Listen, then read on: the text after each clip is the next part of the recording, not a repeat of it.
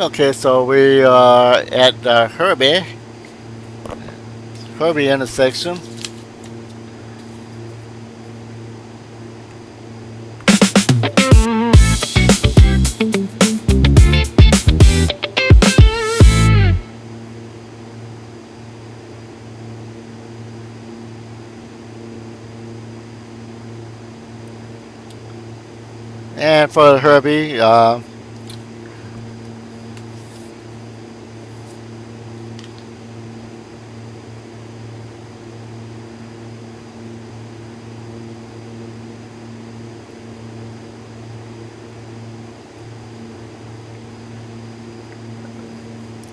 And for Herbie, I have a song that's fitting for this region as well.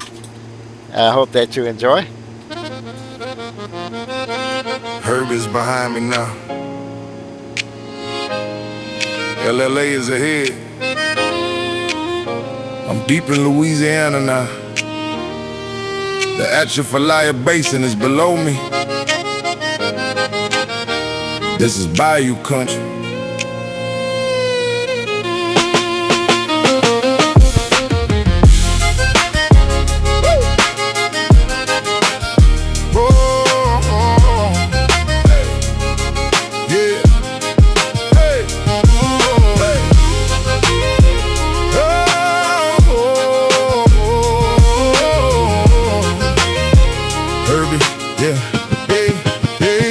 Herbie in the rear view, the G-1000s is like LA is waiting.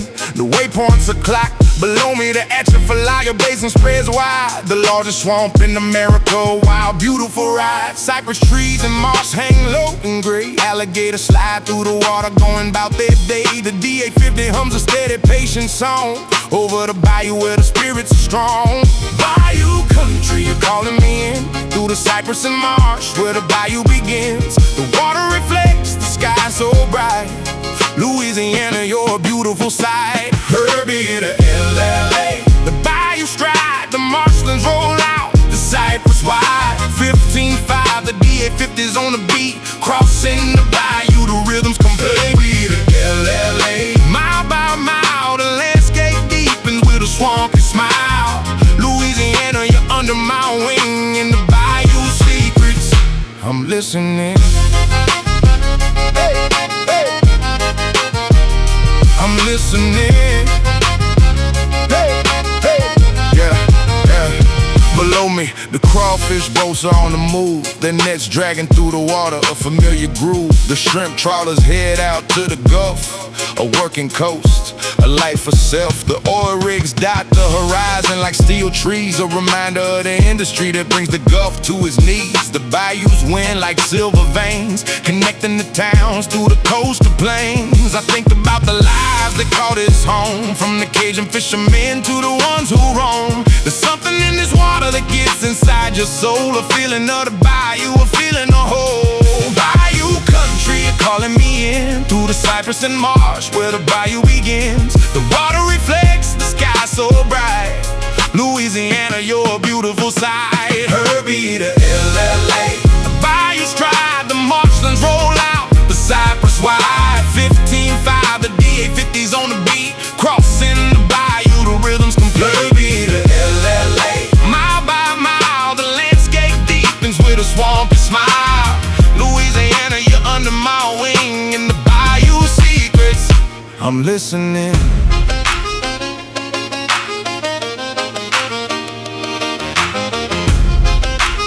And I think about the centuries below, the native peoples, the Acadians, the ebb and flow of cultures mixing in this swampy land.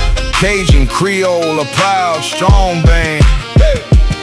The music rises from the bayou's heart. Zydeco, jazz, a work of art.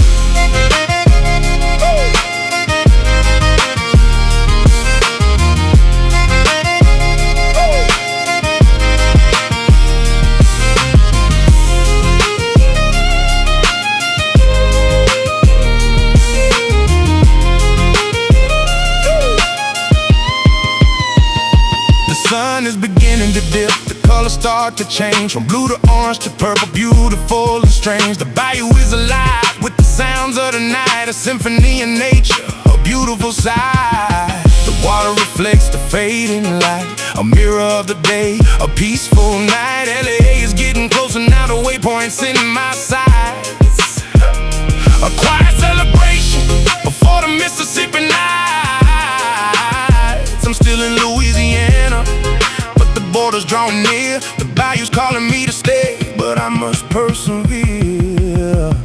HERBY to LLA, the bayou's tried, the marshlands roll out. The sight was wide, 15.5, the DA-50's on the beat. Crossing the bayou, the rhythm's complete. HERBY to LLA, mile by mile, the landscape deepens with a swampy smile. Louisiana, you're under my wing, in the bayou secrets, I'm listening. LLA was just ahead, I'm still in Louisiana, but the Mississippi border is calling. The bayou will stay with me.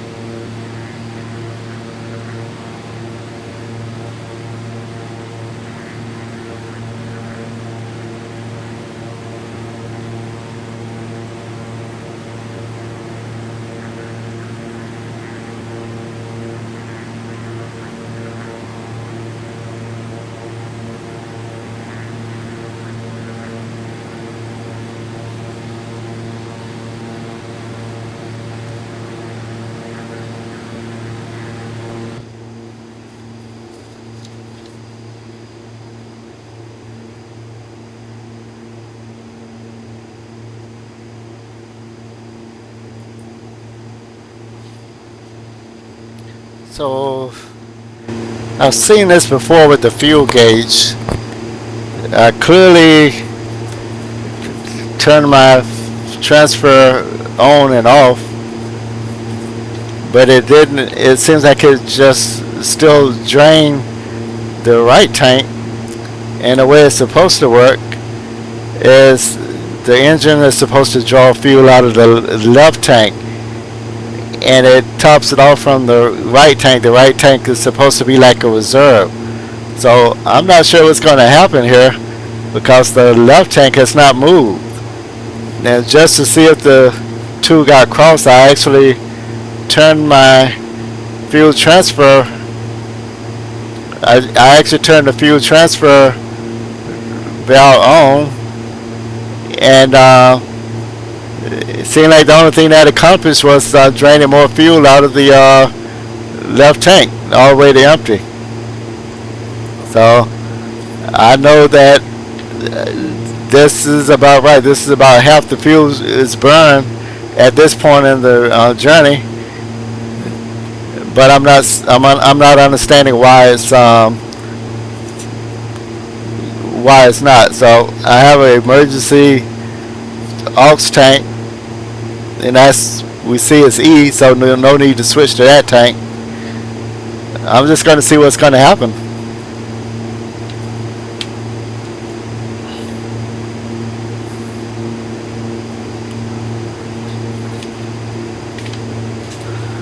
Real world, what would I do?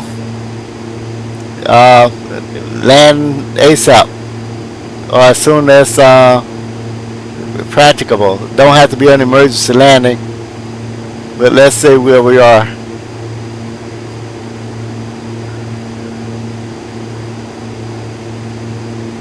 I'm going to go to the right view.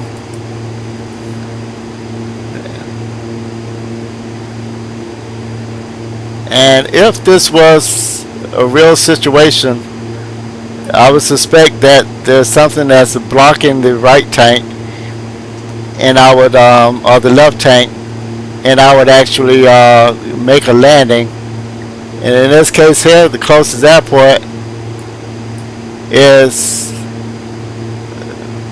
it's a private airport, but that might be the only choice, because this is like marshland. So I would definitely head there.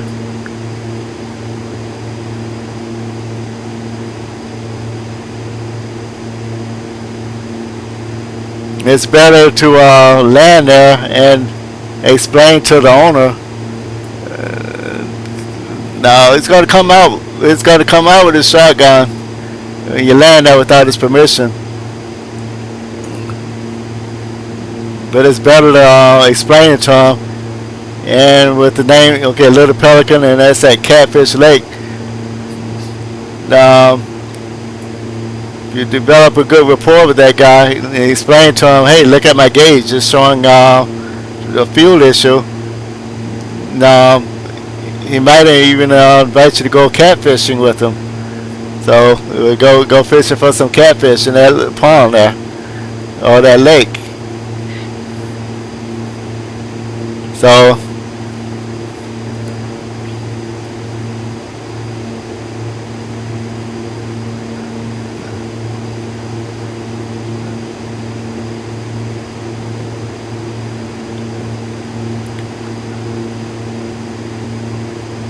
yeah, there's no reason why this should go. You know, I'm gonna, because this is not behaving correctly. If something does happen,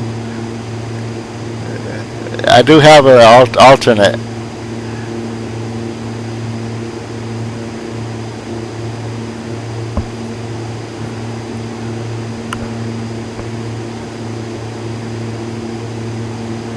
Because that's not playing fair. I don't want to have this. In the back of my mind wondering what's going on. So I know that I'm managing the fuel properly, and I did not program in the errors. So I'm going to do this. Yep, I'm going to do this. Only because it's not playing fair. I just topped off the tank. That's not something I would normally do. I play by the rules. But I'm not going to give out a fuel because of a technical glitch with the flight sim, and I don't want to simulate an emergency landing. So that's now taken care of. So scratch that off, and then I'll do some research.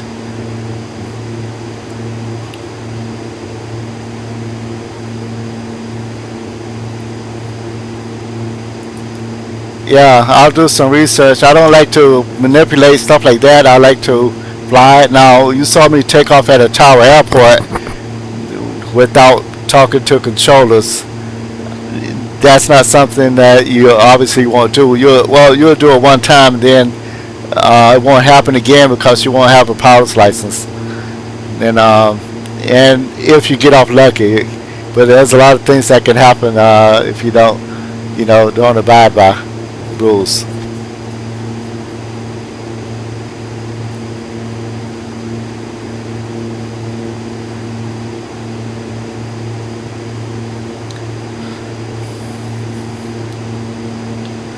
So you can see the one of the things in the area that we had. You can see I showed you the outside view.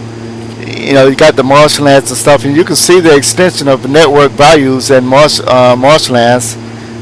Now I show you that view from the top looking down. We're actually crossing over land again. That's the heart of the bayou state, the landscape defined by water, pretty much. So let's get a look at the bottom there again here.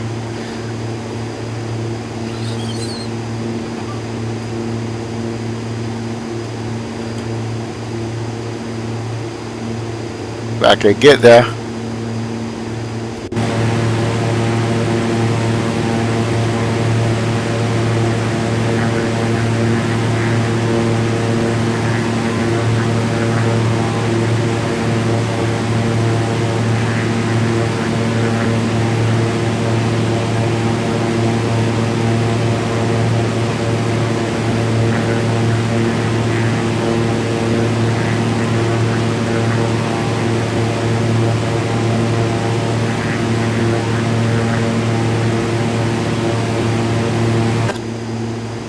as you saw there, there's a lot of marshlands. So that's that terrain can be a little hostile.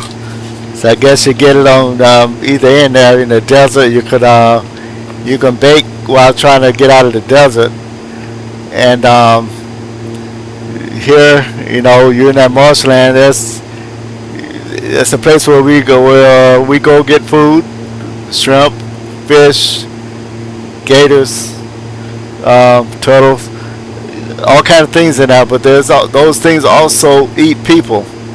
So it could really come down to the survival of the fittest.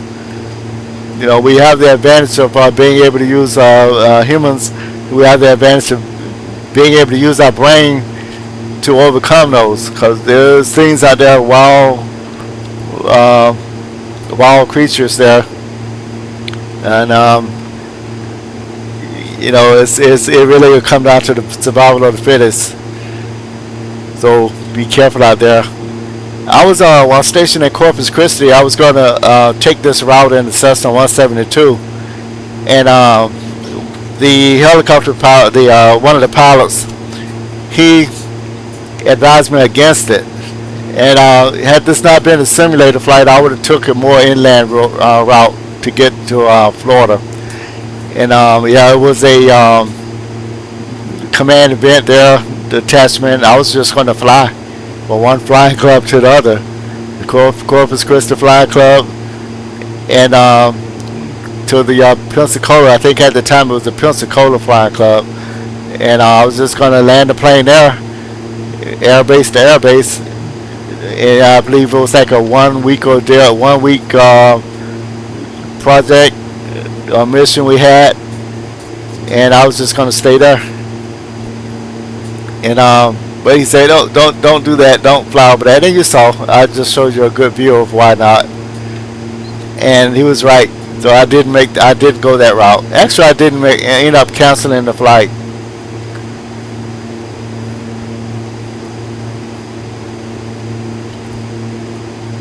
So off on our left, let me get us to that view. Off to our left,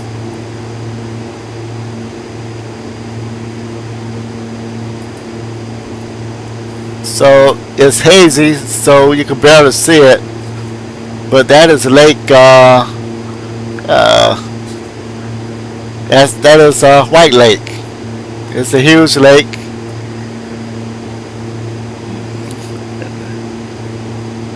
I imagine it has some good fishing.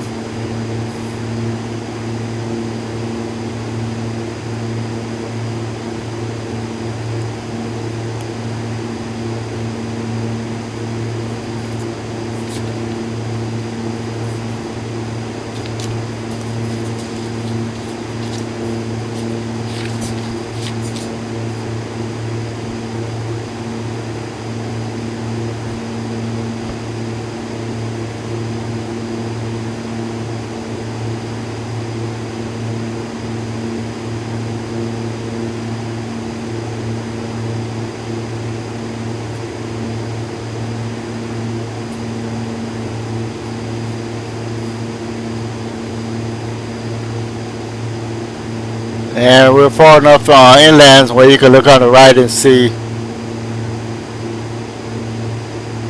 You can look on the right and also see some land.